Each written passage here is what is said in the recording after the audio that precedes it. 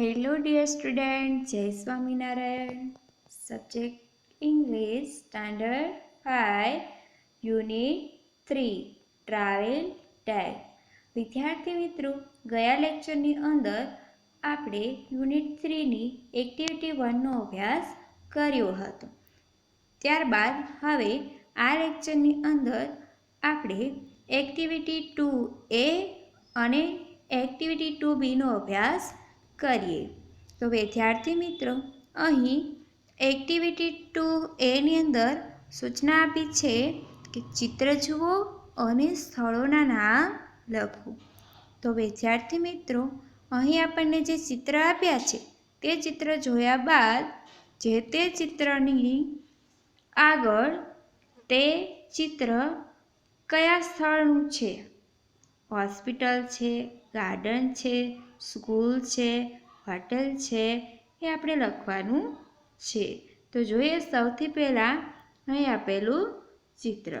તો વિદ્યાર્થી મિત્રો, તમે જોઈ શકો છો એક મોટું બિલ્ડિંગ છે, બાજુમાં એમ્બ્યુલન્સ પડી છે, બે ભાઈ છે, એક દર્દીને લઈ જઈ રહ્યા છે. તો સ્વાભાવિક છે આ ચિત્ર શાનું છે, તો કે એક મોટી હોસ્પિટલનું ચિત્ર છે. તો આપણે અહીં શું લખીશું, ખાલી જગ્યામાં હોસ્પિટલનું સ્પેલિંગ લખીશું HOSPITAL.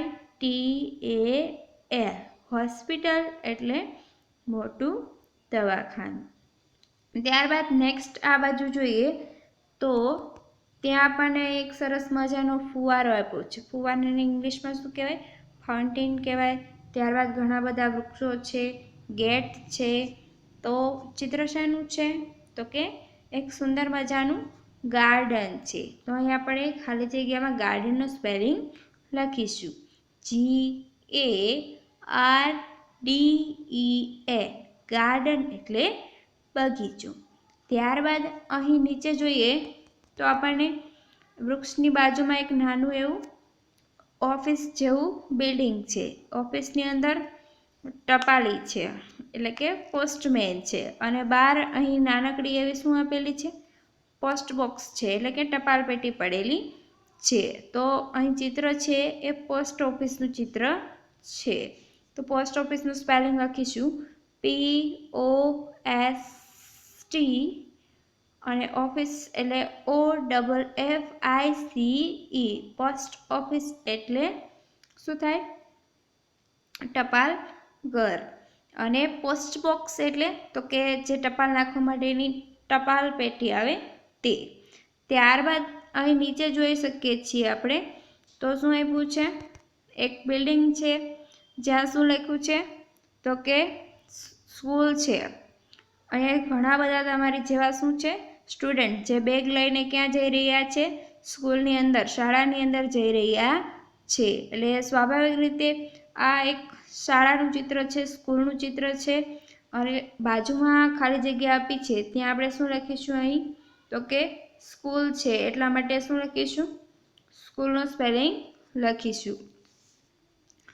સ્કૂલનું સ્પેલિંગ થશે SCHOOL.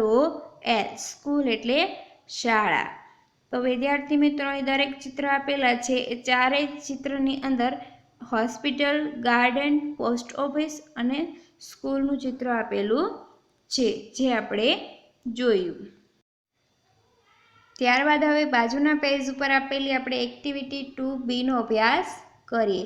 એક્ટિવિટી 2B જેની અંદર આપણને સૂચના આપેલી છે કે અહીં રસ્તો આપ્યો છે, એ રસ્તા ઉપર બસ જે સ્થળોએ ગઈ છે તેનો નકશો અહીં આપ્યો છે તે જુઓ. એટલે કે બસ રસ્તા ઉપર ચાલી છે તો વચ્ચે કયા કયા સ્થળો આવ્યા હતા તેનો આપણને એક નકશો આપેલો છે, તેનો અભ્યાસ આપણે કરવાનો છે.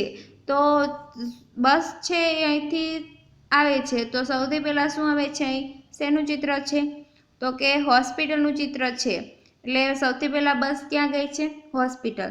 ત્યારબાદ આગળ ચાલે એટલે આ બાજુ જોઈએ તો શું છે, તો કે પોસ્ટમેન બેઠો છે, બાજુમાં કેટલીક ટપાલો પડી છે એટલે કે પોસ્ટ ઓફિસ આવે છે.